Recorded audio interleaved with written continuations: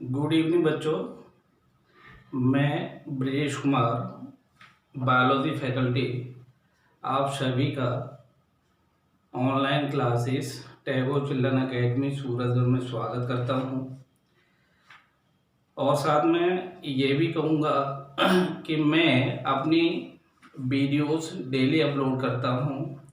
यदि आपको मेरी वीडियोस पसंद आ रही हैं तो मेरे YouTube चैनल को सब्सक्राइब करिए और ज़्यादा से ज़्यादा लिंक को शेयर करिए। साथ ही मैं ये भी अपेक्षा करता हूँ कि आप हमारे इन वीडियो से काफ़ी कुछ सीख रहे होंगे और पूरी ईमानदारी के साथ वीडियोस को देखने से और उनका अध्ययन करने से लाभ उठा रहे होंगे।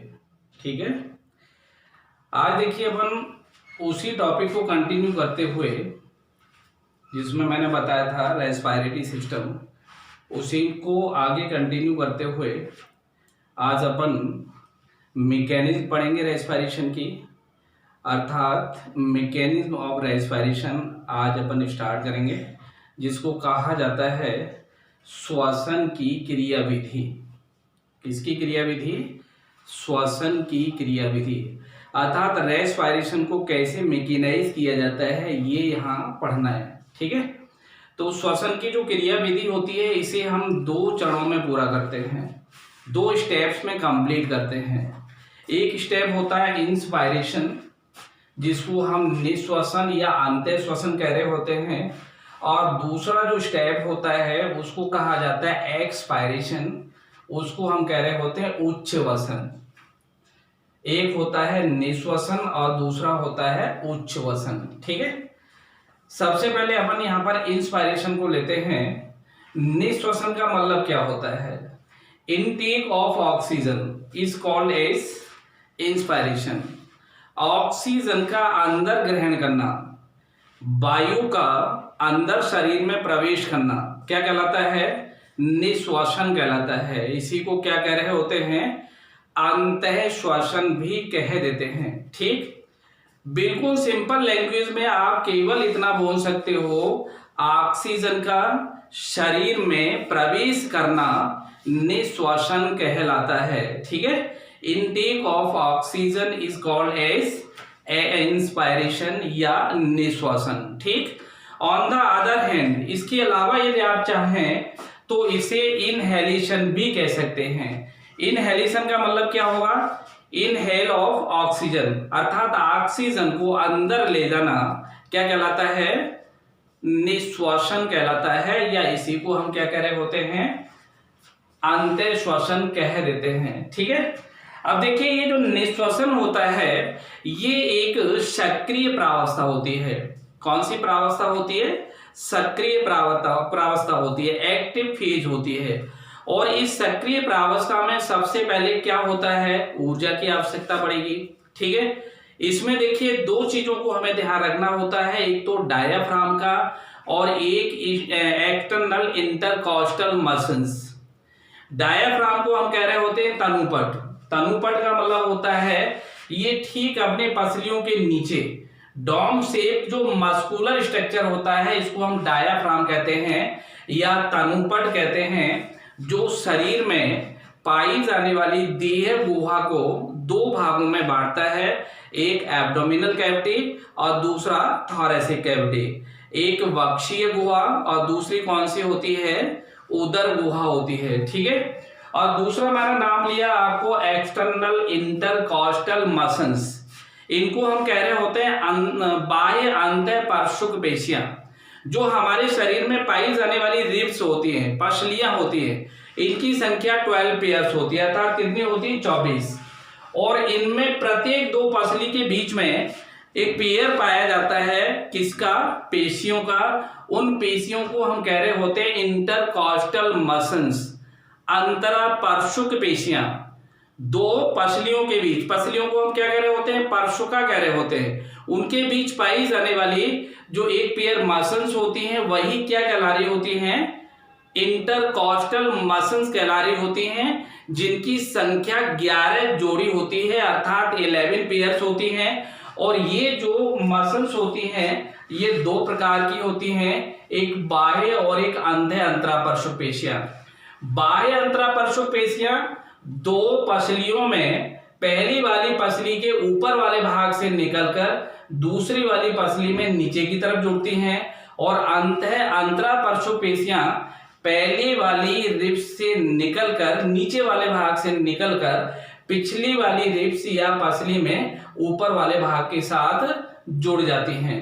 ठीक है, अब देखिए ये ही चीज दोनों किसको रेगुलेट कर रही होती है, मैकेनिज्म को रेगुलेट कर रही होती है। किसकी मैकेनिज्म? रेस्पिरेशन की।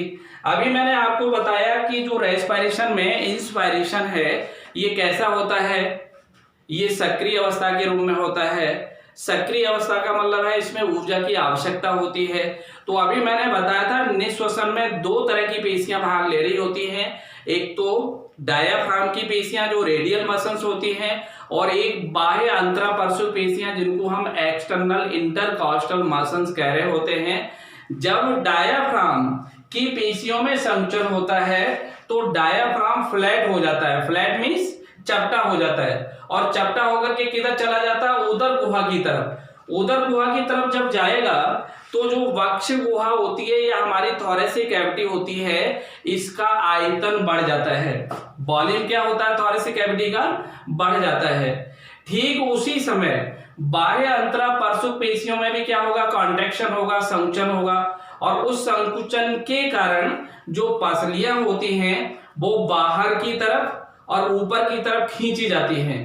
इस कारण से दोनों प्रकार की पेशियों के संकुचन के पश्चात जो वक्ष गुहा का आयतन होता है वह बढ़ जाता है, और वक्ष गुहा के आयतन के बढ़ने से फेफड़ों में और वक्ष गुहा में पाई जाने वाली जो वायु है उसका आयतन वायुमंडल में वायु के दाब से कम होता है।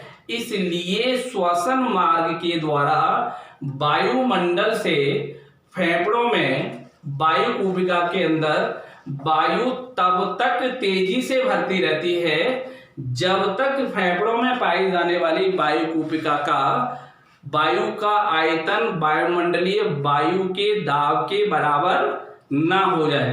ठीक है, अर्थात फेफड़ों के अंदर क्या होगा? हवा लगातार जाती रहेगी। जैसे अपन फेफड़ों में ऑक्सीजन को भर रहे हैं तो इसका मतलब ये बताइए क्या होगा? ये पसलियां बाहर की तरफ आ रही हैं कि नहीं आ रही हैं? सांस अंदर आप खींचेंगे तो पसलियां किधर जा रही होती हैं? बाहर की तरफ। तो उस समय जो उसका आयतन होता है वक्ष गुहा का वो क्या होता है? बढ़ जाता है, और उस कारण से जो फेफड़ों में पाई जाने वाली वायु है उसका जो दाब होता है वो वायुमंडलीय दाब से कम हो जाता है। इसलिए विसरण की क्रिया के द्वारा क्या होगा? वायुमंडल से जो वायु है वो श्वसन मार्ग के द्वारा हमारे शरीर में पाए जाने वाले फेफड़ों की वायु कूपिकाओं में तब तक भरती रहती है जब तक फेफड़ों या वायु कूपिकाओं में वायु का दाब वायुमंडलीय दाब के बराबर ना हो जाए। ठीक है, अब देखिए वायु का मार्ग क्या होगा? सबसे पहले आप बताइए, जब हम सांस ले रहे होते हैं तो इन नासा द्वार के द्वारा वायु प्रवेश करेगी। किसमें जाएगी? नासा गुहा में। नासा गुहा अंतः नासा छिद्र के द्वारा कहां पर खुल रहा है? ग्रसनी में। ग्रसनी किसमें खुल रही है? कंठ में। कंठ किसमें खुल रहा है? ट्रैकिया में। ट्रैकिया किसमें खुल रहा है? ब्रोंकस में। ब्रोंकस किसमें खुल जाएगा? आगे बताओ। ब्रोंक्यूल्स में। और ब्रोंक्यूल्स किसमें खुल जाएगा? एल्वियोलर डक्ट में। एल्वियोलर डक्ट किसमें खुल जाएगी? एल्वियोलर सैक में। और एल्वियोलर सैक किसमें खुल जाता है? एल्वियोलाई या वायु कूपिकाओं में। इसलिए हम ये कह सकते हैं कि शरीर में या फेफड़ों में ऑक्सीजन के भरने की क्रिया को ही हम क्या कह रहे होते हैं? निःश्वसन कह देते हैं। ठीक है, अब देखिए यहां पर मैंने इसको बता रखा है, ये देखिए लिखा हुआ है निःश्वसन, या फिर इसको हम क्या कहेंगे? इंस्पायरेशन। इसमें आपने देखा है मैंने क्या बताया था अभी? O2 का शरीर में प्रवेश करना क्या कहला रहा होता है? निःश्वसन। अर्थात फेफड़ों में ऑक्सीजन के भरने की क्रिया को ही हम क्या कह रहे होते हैं? निःश्वसन या इंस्पायरेशन कह देते हैं। ऑन द अदर हैंड, इसके अलावा या दूसरी भाषा में इसे इनहेलेशन भी कहा जा सकता है। इनहेलेशन का मतलब भी क्या होगा? ऑक्सीजन को अंदर ग्रहण करना। ठीक है, अब देखिए इसके बाद मैंने अभी अभी आपको बताया था कि ये एक सक्रिय अवस्था होती है। सक्रिय का मतलब क्या होगा, एक तरह से एक्टिव फेज है। जो तनपुट का मतलब क्या होता है, डायफ्राम, जो मस्कुलर डायफ्राम है, मैंने बताया था पसली हुए नीचे पाया जा रहा होता है। सामान्य अवस्था में डॉम के आकार का होता है, गुंबद के आकार का होता है ये। तथा क्या बताया था मैंने, बाह्य अंतरापरशु पेशियां, जिनको हम क्या कह रहे होते हैं, एक्सटर्नल इंटरकॉस्टल मसल्स। जो दो पसलियों के बीच में पाई जाने वाली पेशियां हैं उनको इंटरकॉस्टल कहा जाता है। पहली वाली पसली के ऊपर वाले भाग से निकलती है वो एक्सटर्नल हो जाएगी, और पहली वाली पसली के नीचे वाले भाग से निकलती है वो इंटरनल हो जाएगी। ठीक है, इसलिए इनको हम क्या कह रहे होते हैं, बाह्य अंतरापरशु पेशियां। इनके संकुचन से प्रारंभ होकर के कौन सी क्रिया होती है, निश्वसन होती है। जब डायाफ्राम संकुचित होता है तो इसमें पाई जाने वाली जो रेडियल मसल्स होती हैं ये क्या होती है, कॉन्टैक्ट, और तब ये डायाफ्राम कैसा हो जाता है, फ्लैट। देखिए पहले ये डायाफ्राम कैसा दिखाई दे रहा है, बताओ डायग्राम में, डॉम शेप्ड है ना, गुंबद के आकार का दिखाई दे रहा है, और फिर ये कैसा हो गया, फ्लैट हो गया, चपटा हो गया। चपटा हो गया तो ये उदर गुहा की तरफ जाएगा, उस समय ये बक्षगुहा या थोरैसिक कैविटी का आयतन क्या होगा, बढ़ जाएगा। ठीक है, इसके साथ साथ दूसरी चीज यहां पर ये होती है कि जब यहां पर बाह्य अंतरापरशु पेशियां संकुचित होती हैं, कौन सी वाली, बाह्य, देखिए ये वाली मैंने बता रखी है, पहली वाली पसली से ऊपर वाले भाग से निकले और दूसरी वाली पसली के निचले वाले भाग में जुड़ जाए, ये तो एक्सटर्नल इंटरकॉस्टल मसल्स होती है। और जो पहली वाली पसली के निचले वाले भाग से निकले और पीछे वाली पसली के ऊपर वाले भाग में जुड़ जाए, इनको इंटरनल इंटरकॉस्टल मसल्स कहा जाता है। इनको बाह्य अंतरापरशु पेशियां, इनको अंतः अंतरापरशु पेशियां कह रहे होते हैं। ठीक है, तो जब बाह्य अंतरापरशु पेशियां, जिनको हम एक्सटर्नल इंटरकॉस्टल मसल्स कह रहे होते हैं, ये जब संकुचित होती हैं तो जो रिब्स होती हैं या पसलियां होती हैं ये बाहर की तरफ और किधर आ रही होती है, ऊपर की तरफ खींची जाती हैं। किधर आ रही होती है, ऊपर की तरफ और बाहर की तरफ। इन दोनों क्रियाओं के फलस्वरूप या इनके बाद जो थोरैसिक कैविटी है इसका आयतन या वॉल्यूम क्या होगा, बढ़ जाएगा। देखिए यहां पर आप देखिए, जब ये फ्लैट हो गया तो ये उदर गुहा की तरफ जा रहा है, तो ये इतना सब वाला पार्ट बढ़ा कि नहीं बढ़ा, ये वाला भाग, इसका मतलब क्या हुआ, जो वक्ष गुहा है इसका आयतन क्या हो जाएगा, बढ़ जाएगा। और जब वक्ष गुहा का आयतन बढ़ जाता है तो इस कारण से जो वक्ष गुहा एवं जो फेफड़े होते हैं इनमें वायु का दाब वायुमंडल के दाब के कम हो जाता है। ठीक है, और इस वायु अंतर के कारण क्या होगा, वायुमंडल से वायु फेफड़ों की वायु कूपिकाओं में तेजी से तब तक भरती रहती है जब तक वायु कूपिकाओं में वायु का दाब वायुमंडल वायु दाब के बराबर न हो जाए। ठीक है ना, इसी को हम क्या कह रहे होते हैं, निश्वसन की क्रिया विधि। अब देखिए इसमें जो वायु श्वसन का मार्ग है, ये सबसे पहले वायु कहां पर प्रवेश करेगी, नासा द्वार मींस नॉस्ट्रिल्स। नॉस्ट्रिल्स कहां पर खुल जाते हैं, नेजल कैविटी में, नासा गुहा में। नासा गुहा इंटरनल लेयर्स के द्वारा कहां पर खुलेंगे, ग्रसनी में। ग्रसनी किस में खुल जाएगी, कंठ में, लैरिंक्स में। लैरिंक्स किस में खुलेगा, श्वास नली या ट्रैकिया में। और ट्रैकिया किस में खुल जाएगा, ब्रोंकस में, श्वसनियों में, जो दोनों फेफड़ों में चली जा रही होती हैं। और फिर ये वापस डिवाइड होते हुए क्या कहला रही होती है, श्वसनकाएं, जिनको ब्रोंक्यूल्स कहा जाता है। और ब्रोंक्यूल्स किस में खुल जाती हैं, एल्वियोल डक्ट, जिसको हम वायु कूपिका वाहिनी कहते हैं। वायु कूपिका वाहिनी किस में खुलेगी, वायु कूपिकी कोश, जो कल मैंने बताया था अंगूर जैसे गुच्छे लगे हुए थे और उनके साथ बहुत सारे प्याले के आकार की छोटी छोटी क्या जुड़ी होती हैं, वायु कूपिकाएं। अतः फेफड़ों में O2 के भरने या प्रवेश करने की क्रिया ही क्या हुई, निश्वसन। ठीक है ना, तो शॉर्ट में या सिंपल वे में आप इतना कह सकते हैं कि फेफड़ों में O2 के भरने की क्रिया को ही हम क्या कह रहे होते हैं, निश्वसन कह रहे होते हैं। और इस निश्वसन की क्रिया विधि को समझाने के लिए हमें डायाफ्राम और किसके बारे में पता हो, डायाफ्राम के साथ साथ internal intercostal muscles, external intercostal muscles. ठीक है, ओके। होता है एक्सपायरेशन। दूसरा स्टेप मैकेनिज्म का होता है एक्सपायरेशन, या जिसको हम क्या कह रहे होते हैं, उच्छ्वसन। ठीक है, पहला क्या था, इंस्पायरेशन, जिसको मैंने कंप्लीट किया, और दूसरा कौन सा आ गया, एक्सपायरेशन, जिसको क्या कहा जाता है, उच्छ्वसन या इसको हम कह रहे होते हैं एक्सपायरेशन। ठीक है, देखिए उच्च वसन में क्या होगा, इंस्पायरेशन का उल्टा हो जाता है। इंस्पायरेशन में आपको बताया गया था कि ऑक्सीजन का फेफड़ों में भरना या फेफड़ों में प्रवेश करना इंस्पायरेशन या क्या कहला रहा होता है, निश्वसन। लेकिन उच्च वसन में इसका उल्टा होगा, क्या बोलेंगे, फेफड़ों से CO2 को या वायु को बाहर निकालने की क्रिया या शरीर से CO2 को बाहर निकालने की क्रिया क्या कहलाती है, उच्च वसन कहलाती है, या इसी को हम क्या कह रहे होते हैं, एक्सपायरेशन कह रहे होते हैं। ठीक है, दूसरे शब्दों में इसे एक्सहेलेशन भी कहा जा सकता है, क्योंकि वहां पर देखिए इंस्पायरेशन को आपने इनहेलेशन कहा था, अर्थात O2 को आप इनहेल कर रहे थे, यहाँ पर क्या कर रहे हो, एक्सहेलेशन, अर्थात CO2 को क्या कर रहे हो, एक्सहेल कर रहे हो, बाहर निकाल रहे हो।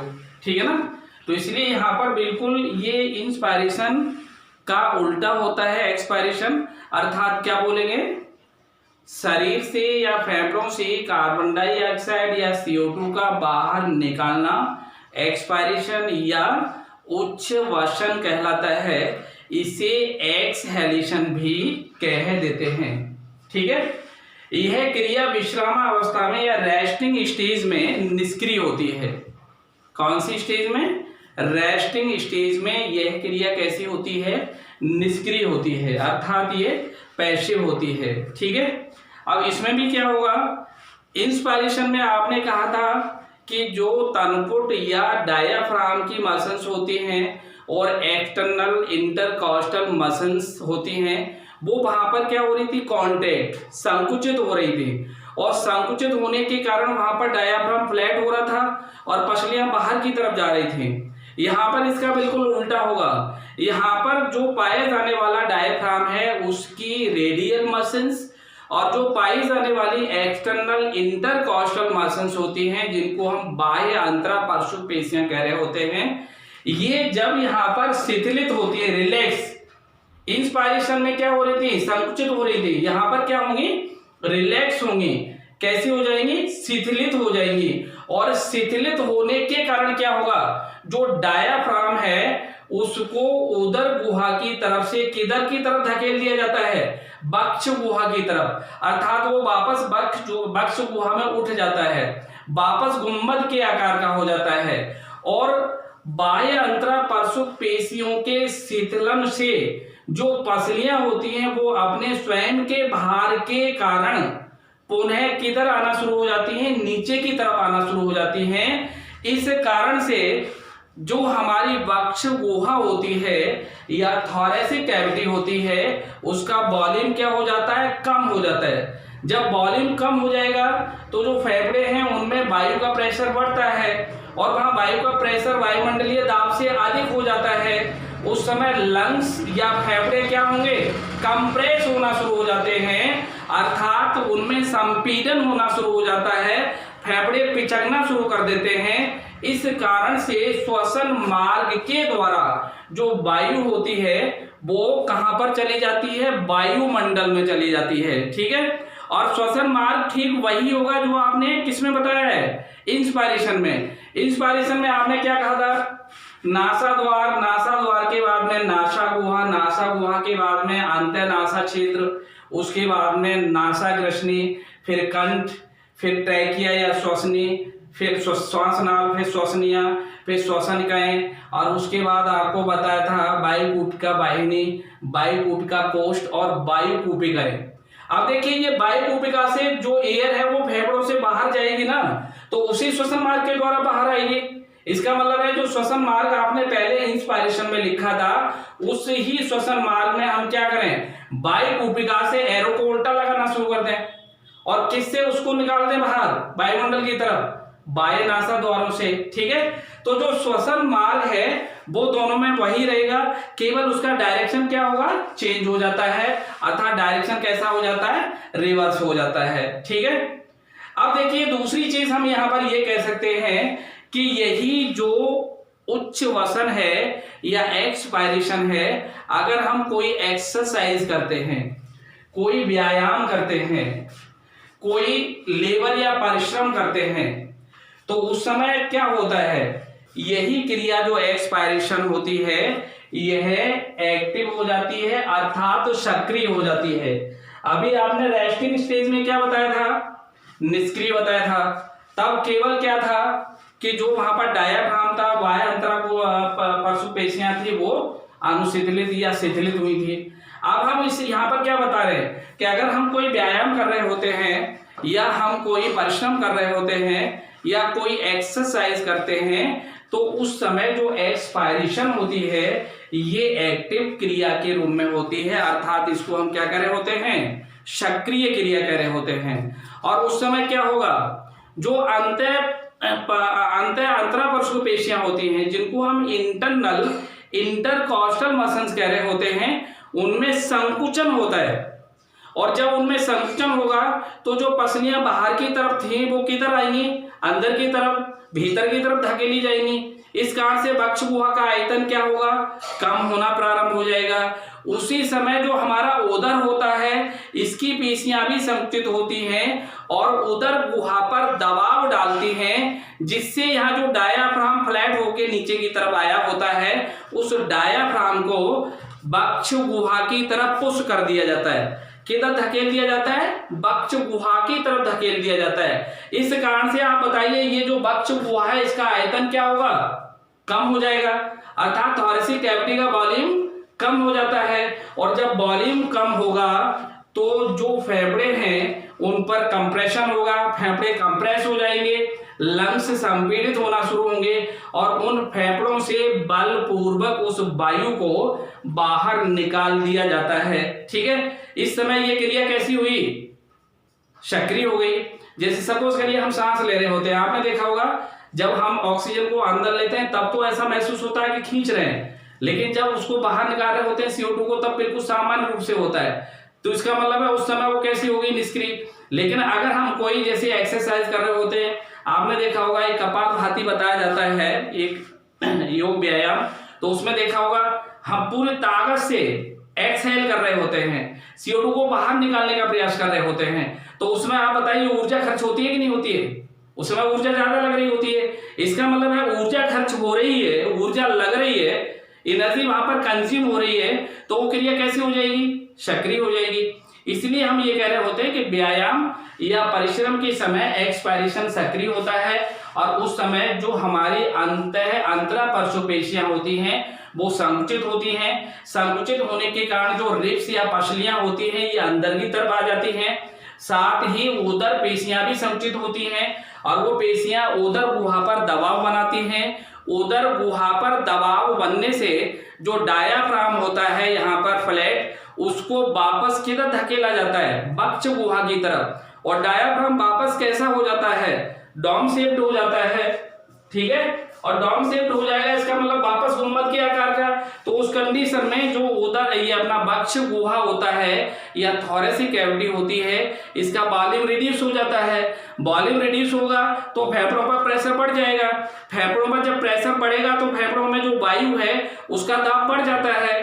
वो दाब किससे ज्यादा हो जाता है, वायुमंडलीय वायु दाब से अधिक हो जाता है। इसलिए क्या होगा, विसरण के माध्यम से या डिफ्यूजन के माध्यम से कि फेफड़े जब कंप्रेस होंगे तो फेफड़ों से जो वायु है वो है श्वसन मार्ग या रेस्पिरेटरी पैसेज के थ्रू कहां पर चली जाएगी, एटमॉस्फेयर में चली जाएगी या वायुमंडल में चली जाएगी। इस क्रिया को भी हम क्या बोलेंगे, उच्छ्वसन कहेंगे। लेकिन ये उच्छ्वसन कब हुआ है, सक्रिय अवस्था के दौरान या व्यायाम के दौरान या शारीरिक परिश्रम के दौरान। ठीक है ना।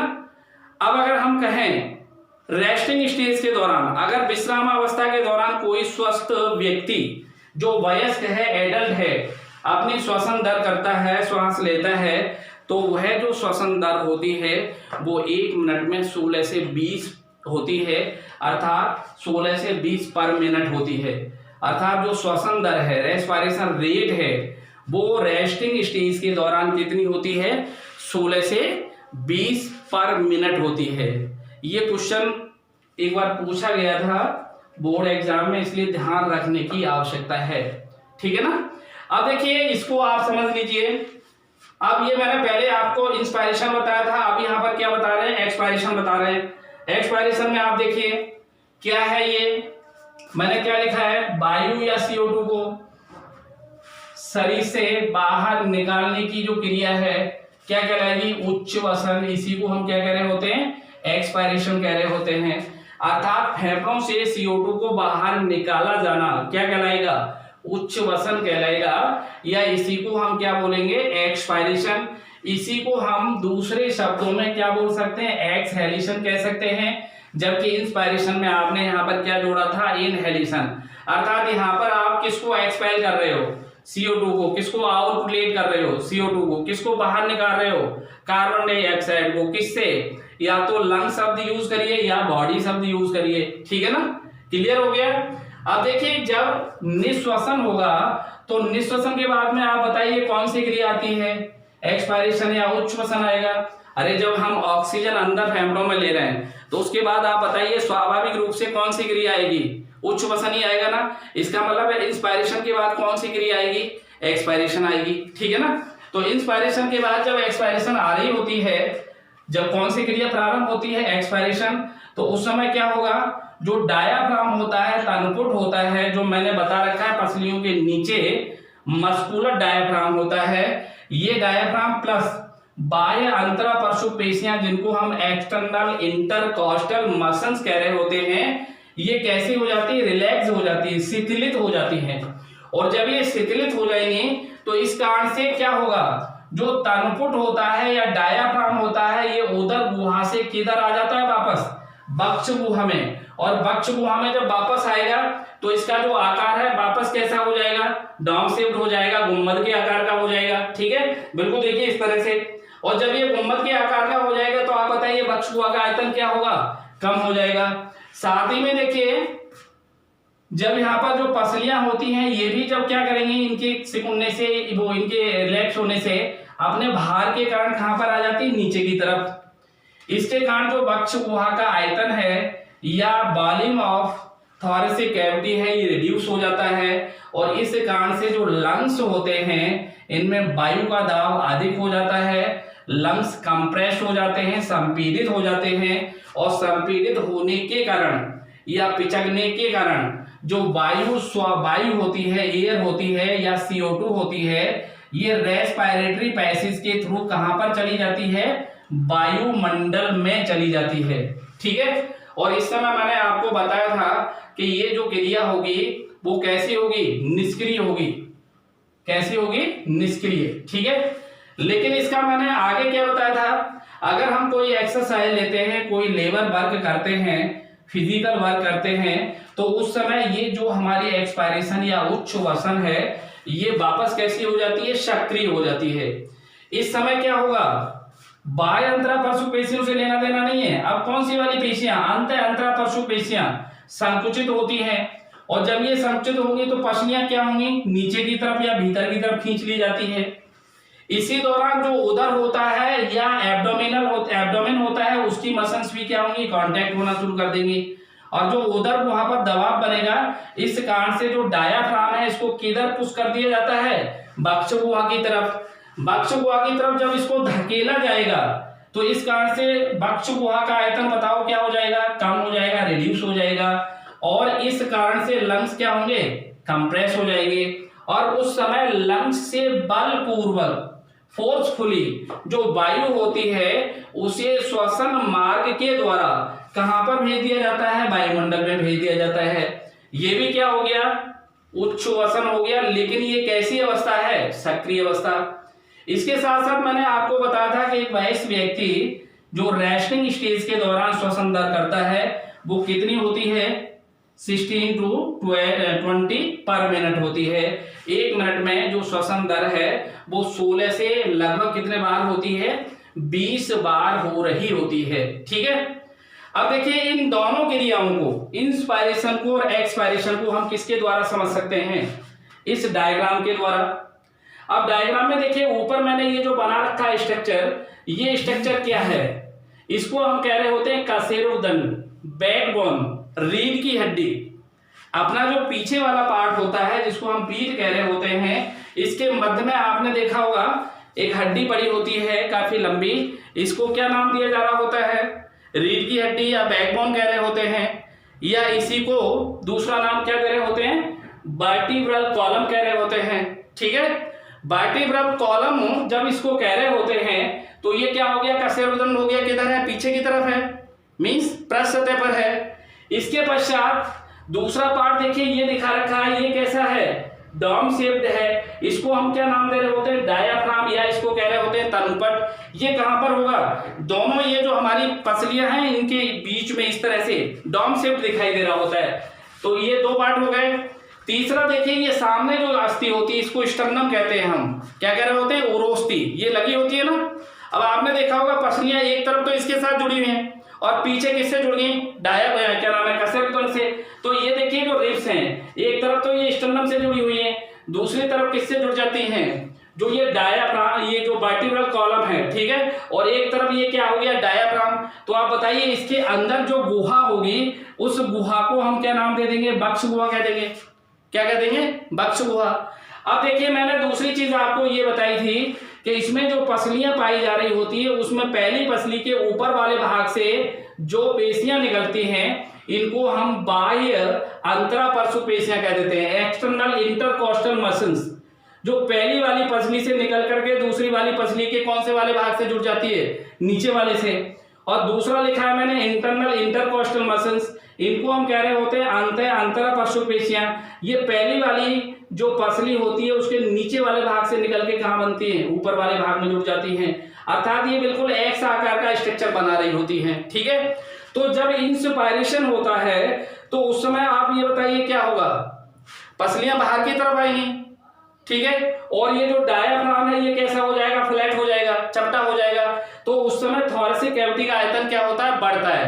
अर्थात आप ऑक्सीजन को खींचिए अंदर, खींच के देखेंगे तो ये सारी पसलियां बाहर की तरफ आ रही होती हैं। ऐसा लगता है कि अंदर वाला जो क्या नाम है, डायमीटर है वो बढ़ रहा है। इसका मतलब क्या हुआ कि जो थोरेसिक कैविटी है उसका क्या होगा, वॉल्यूम बढ़ जाएगा, और वॉल्यूम बढ़ेगा तो फेफड़ों में क्या होगा, जो बक्ष और फेफड़े हैं उसमें वायु का जो दाब होता है वायुमंडलीय दाब से कम होता है, इसलिए फेफड़ों में लगातार वायुमंडल से हवा क्या होती है, भरती रहती है। किसके द्वारा, श्वसन मार्ग के द्वारा। लेकिन इसका उल्टा करें, उल्टा करेंगे तो क्या होगा कि जो डायाफ्राम है वापस कैसा हो जाएगा, गुम्मद के आकार का।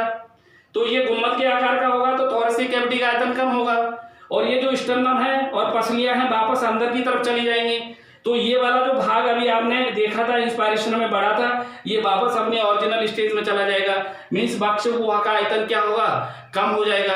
और जब बक्ष गुहा का आयतन कम होगा तो फेफड़ों में वायु का दबाव बढ़ जाता है, और जो फेफड़े होते हैं वो क्या होंगे, कंप्रेस हो जाएंगे, अर्थात वो संपीड़ित हो जाएंगे, और उनमें से जो वायु है श्वसन मार्ग के द्वारा कहां पर वापस चली जाएगी, वायुमंडल में चली जाएगी, ठीक है। तो जो श्वसन क्रिया होती है ये विषण के माध्यम से होती है, अर्थात O2 और CO2 वायुमंडल से किसके माध्यम से अंदर और बाहर आ रहे होते हैं, विसरण के माध्यम से अंदर और बाहर आ रहे होते हैं, ठीक है ना। इस तरह से हम चाहें तो श्वसन की क्रिया विधि को बड़ा इजीली एक्सप्लेन कर सकते हैं, जिसमें पहले आप डायग्राम बनाइए। डायग्राम में आपको पता होना चाहिए क्या होगा, बैकबोन, और दूसरी तरफ फ्रंट पे या आधार पर क्या होगी, स्टर्नम। दोनों साइड से पसलियां जुड़ जाएंगी। अंदर की तरफ जो गुहा रहेगी वो क्या होगी, बक्ष गुहा। नीचे की तरफ से डायाफ्राम कैसा होता है, गुम्मद के आकार का। अब देखिए यहाँ पर डायाफ्राम और इन पेशियों के ऊपर ही डिपेंड करता है। डायाफ्राम और पेशियां जब यहाँ पर संकुचित होती हैं तो ये फ्लैट होगा, कैविटी का वॉल्यूम बढ़ेगा, इंस्पायरेशन होगा। और जब यहाँ पर ये वापस डॉम शेप्ड हो जाएगी, कैविटी का वॉल्यूम क्या हो जाएगा, कम हो जाएगा, फेफड़ों पर दबाव बनेगा, और फेफड़ों से क्या होगा, वायु बाहर निकल जाएगी, जिसको हम क्या कहेंगे, एक्सपायरेशन, ठीक है। तो केवल इस डायग्राम के माध्यम से हम एक्सपायरेशन और इंस्पायरेशन दोनों को इजीली एक्सप्लेन कर सकते हैं। इसी को हम कह रहे होते हैं मैकेनिज्म ऑफ रेस्पायरेशन, ठीक है, ओके।